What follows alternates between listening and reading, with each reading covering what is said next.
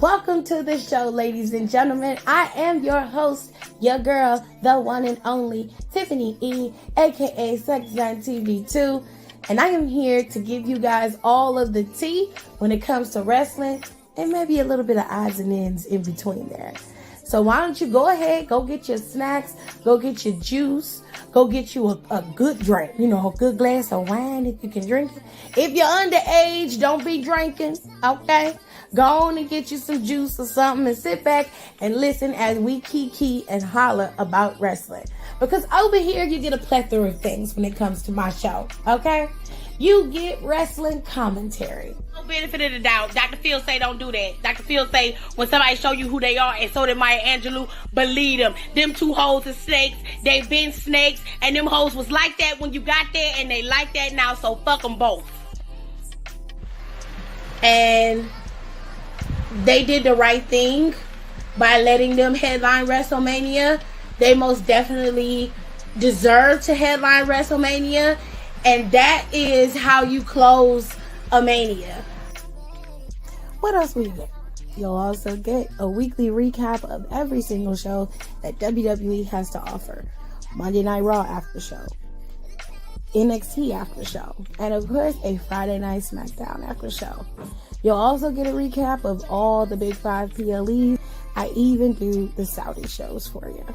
And then, if it's good and worth the time, I may even throw a little AEW in there.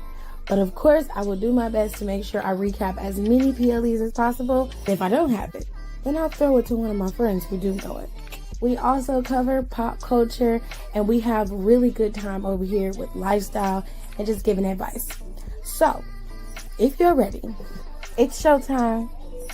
And that is on the ancestors, baby.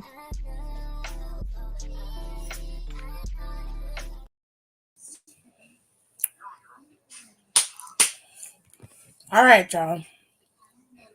I promise we're going to make this one short and sweet. Because I don't want to be up all night, and neither do y'all. All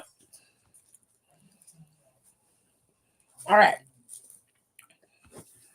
Top commenter of the day goes to Kayla, Nika, Pierre, Young Boy Jay, and Aaliyah. Shout out to y'all. Let's get this thing popping off, okay?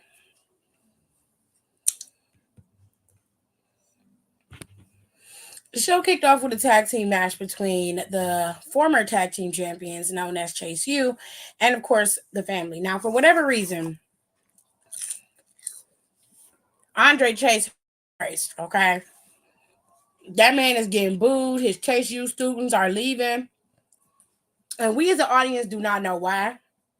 All we know is that he is in bed with the family, and they still say that they have business with Chase U, more specifically Andre Chase. Now, they lost their championships today back to the family, so the family are now two-time tag team champions. And of course, everybody's still trying to understand what those papers was that Andre Chase was served with, because they are being investigated.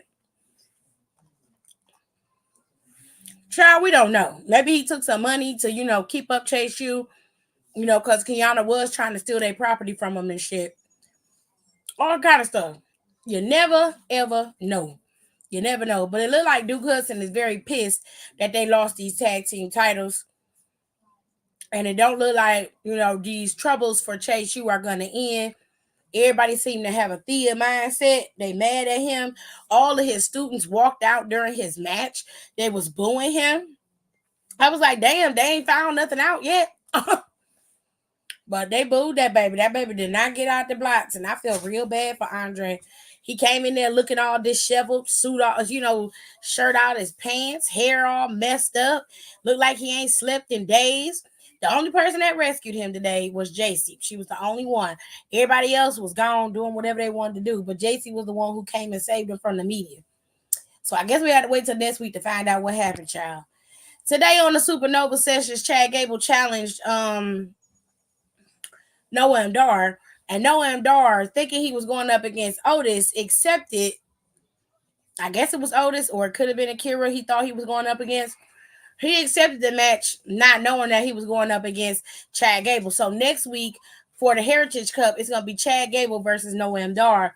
They was on the Supernova sessions with the Metaphor, and that was cute.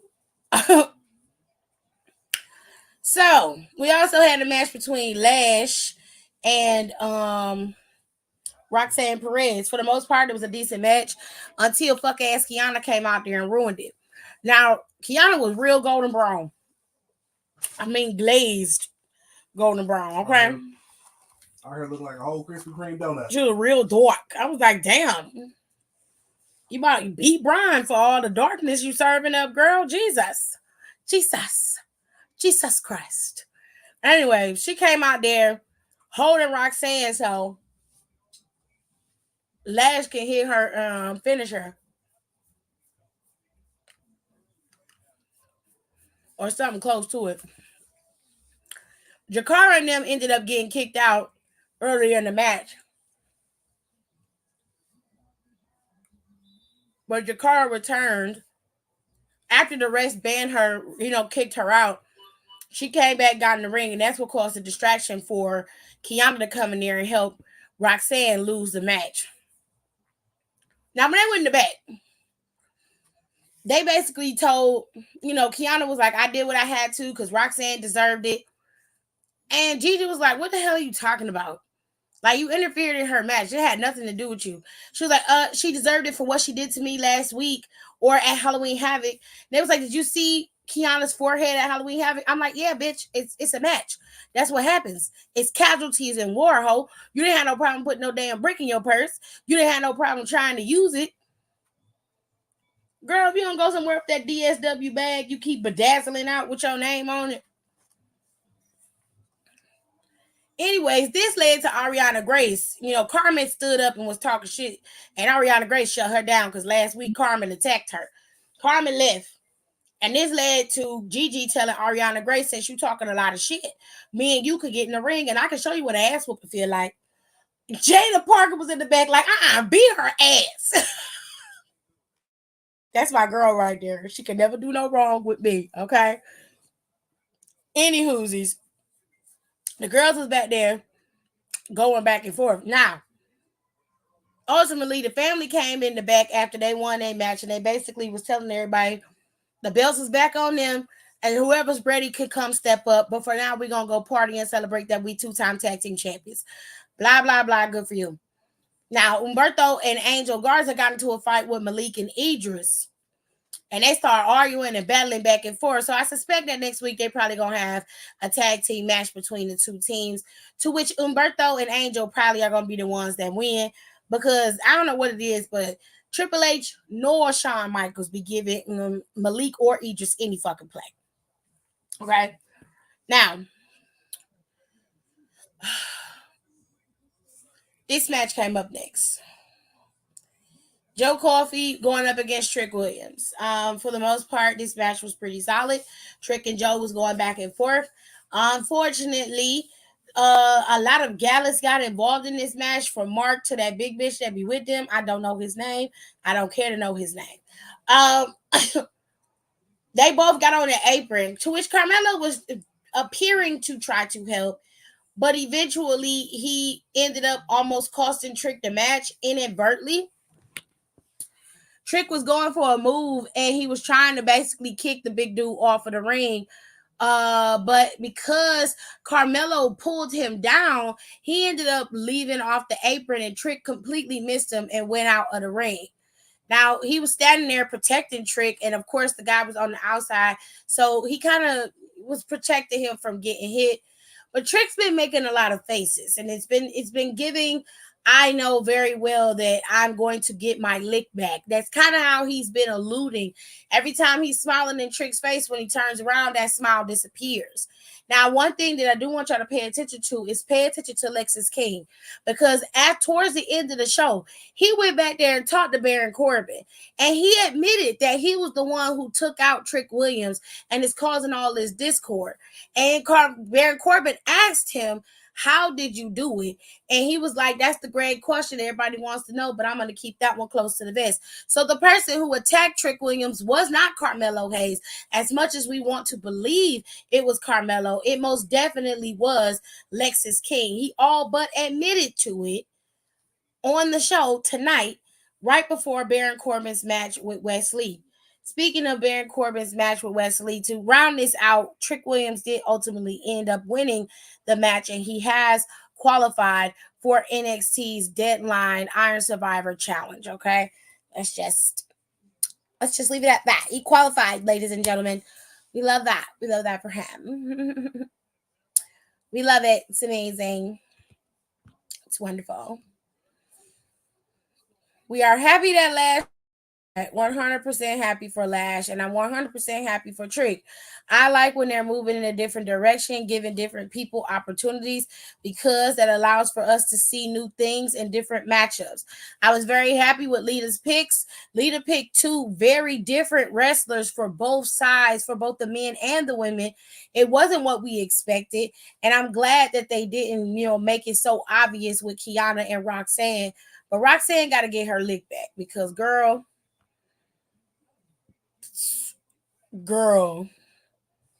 you got to get your lick back. Okay, you can't be letting people do you all types of dirty like that. Okay, all right.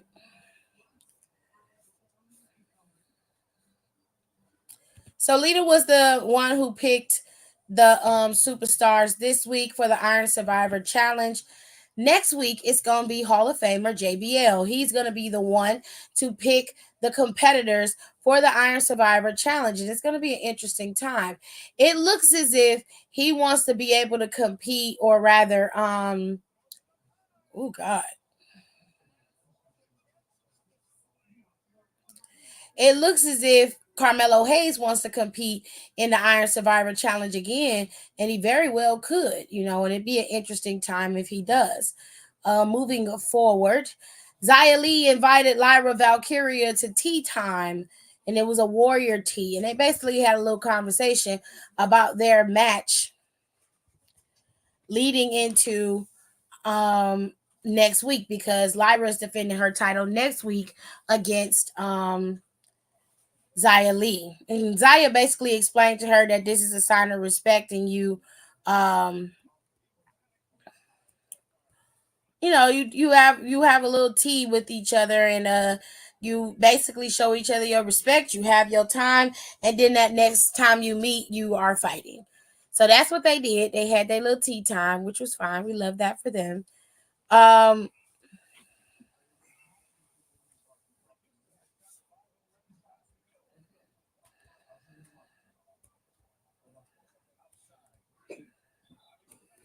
What was the last part?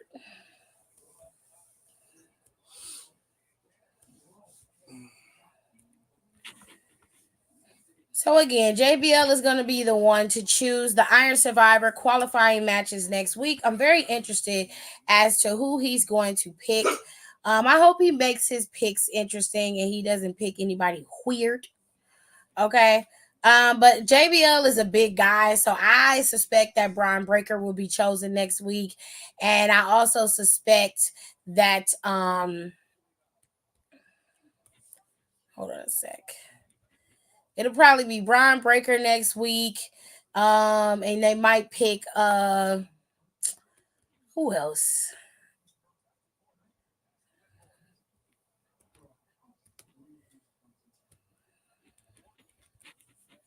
I don't know. Braun Breaker, Von Wagner could be chosen over Braun. You never know. But it could be a lot of people. There's a lot of people back there. Nathan Frazier is back there. Axiom is back there. But it seemed like they done put them in like a little pseudo tag team or something like that. It's a whole lot going on next week, but they could very well choose just about anybody to go up against Braun, but I think he's gonna pick Braun. I do. He's just he picks big dudes. He's a big guy. I feel like he gonna pick fuck ass Kiana because he's a weirdo like that. So she's strange. So, and he's weird. So he gonna pick her.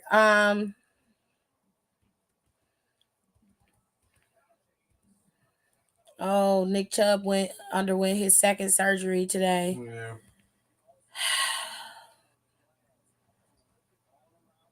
said his surgery will be is progressing fine. His estimated return from the surgeries would be the 2024 season. Any whoosies. What else? What other matches did we get? We got Ariana Grace going up against Gigi Dolan. Gigi Dolan ended up beating Ariana Grace. Was there any other? Oh, wait, let me look. Were there any other matches?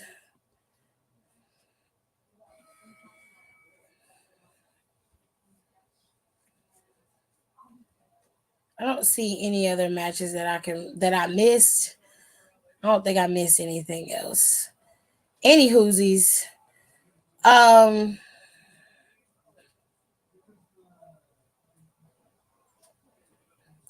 the Brawling Brutes went up against OTM.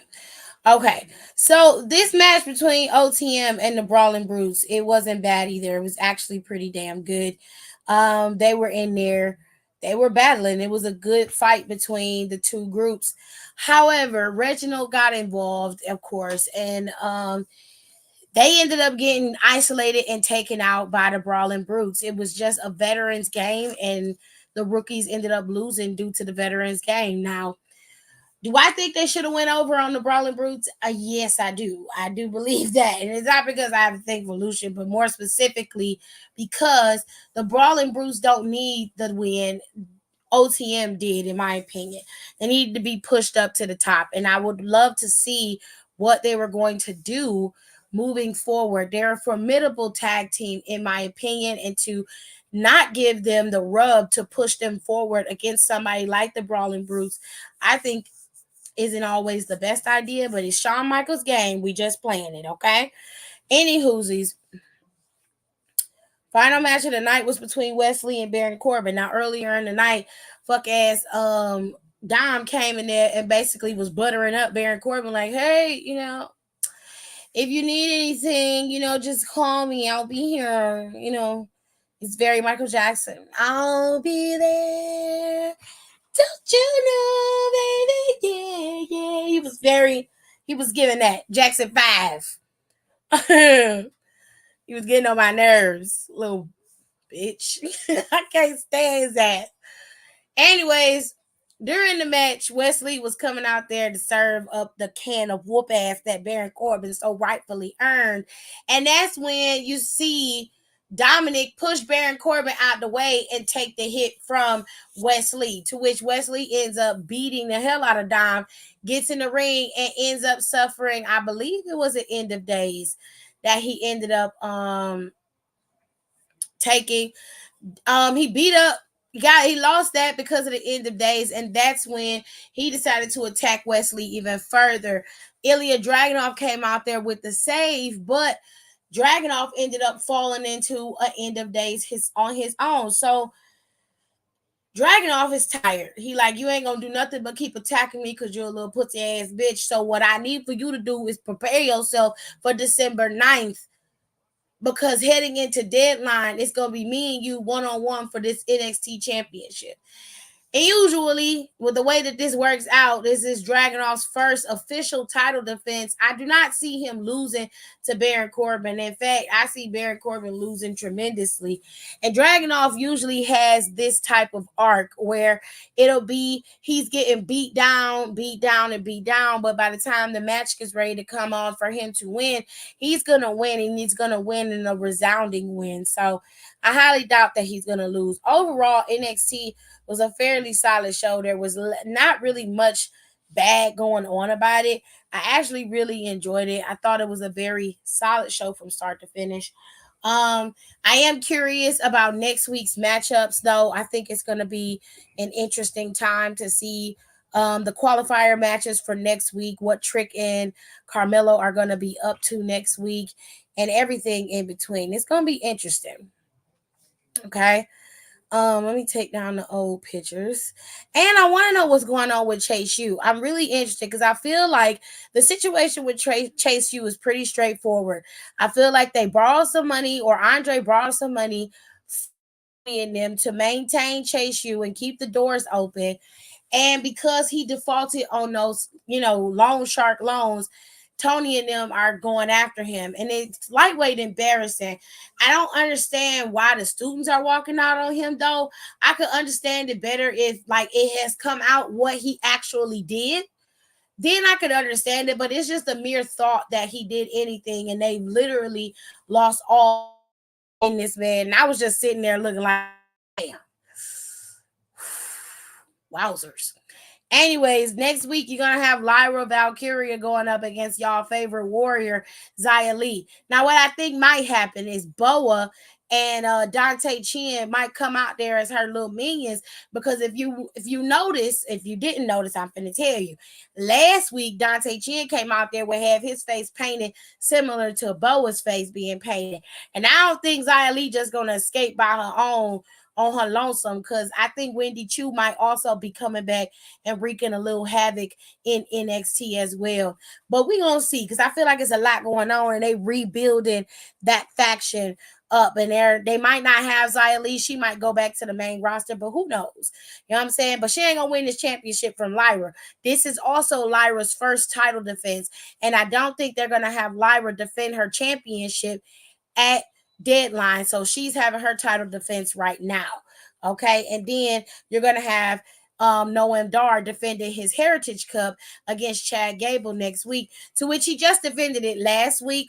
So him defending it this week is interesting.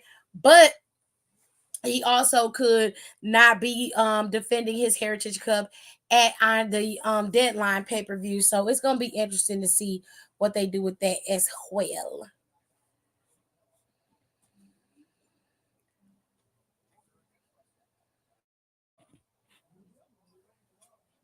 Okay.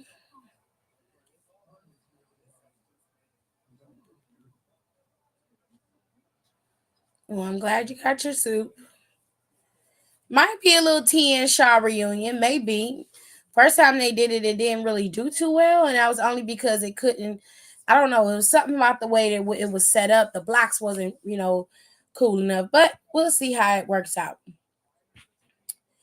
Heading into Survivor Series. Survivor Series is gonna happen right before Deadline. So you're gonna have The Miz finally gets to have a shot at Gunther's Intercontinental Championship. I don't know if Miz is gonna win this match between him and Gunther, but he definitely, if he gets beat, that's gonna definitely be a massive piece of humble pie for Miz. Rhea Ripley is also defending her championship, and she is defending it against Zoe Stark. Now, Zoe Stark has made her mark against Rhea Ripley, but I don't see that woman dropping this title anytime soon. And then finally, you have the 4-on-4 traditional Survivor match, but in War Games. Now, Drew McIntyre has decided to align himself with his resident mommy and the rest of the merry bands of children. And Cody Rhodes and the rest of the top guys on Raw are fending off the onslaught of Judgment Day and Drew McIntyre. Now, I don't know exactly how this is going to play out, but it's going to be interesting. I guess we'll just have to wait and see how this is going to play out. Everybody suspects that CM Punk is going to end up in this and that Randy Orton is going to show up in this. I don't know what's going to happen. I'm not going to speculate all of that, but I'll say this. I hope that this match is better than the match we got at the last War Games, because the last War Games match sucked donkey balls. Okay? All right. Now, like I said, deadline is December 9th. It's in Bridgeport, Connecticut, and they have already have 2 qualifiers for each match. On the women's side, Tiffany Stratton and Lash Legend have both qualified for the women's Iron Survivor Challenge. And on the men's side, you have Trick Williams and Dijak, who have qualified for the Iron Survivor Challenge. And at deadline, you will have Ilya Dragunov defending his championship against Baron Corbin. So it's a lot going on right now. And we love that. We love that for us. We love that. With all that being said, I hope y'all enjoyed the show. I am exhausted today. I'm very, very, very, very, very, very, very tired. Okay. So I'm going to go to sleep. We will go over all this stuff again tomorrow when I got a little bit more energy. Okay. When I'm a little bit more energetic. we'll go over all this stuff again. Okay. I appreciate y'all, and I will see y'all tomorrow. Okay. Y'all have a good night. Now, for some of y'all who are coming in here in the playback, don't forget to rate, comment, and subscribe. Please don't forget to do that. Also, if you are new, welcome to my channel. And Wednesdays is Freestyle Wednesday. We usually just shoot the shit. Don't forget Iron Claws coming out in December on the 20th. Freestyle Wednesday is just what it says. It's Freestyle Wednesday. We talk about everything we want to talk about. And then we're going to look at the SBC chat and we're going to look at some HBCU confessions. That is what we usually do on Wednesdays. There's not a lot going on Wednesdays. There's not a lot of wrestling going on Wednesdays. All right. I just want to make sure everybody knows that. Okay. I'm going to go and lay down. Take me some medicine, some pills because my tummy is a little hurting. And I'm going to get me some sleep. Okay. Y'all be easy in these streets. All right. Make sure y'all follow me on social media. I just hit 5,000 and I'm so appreciative.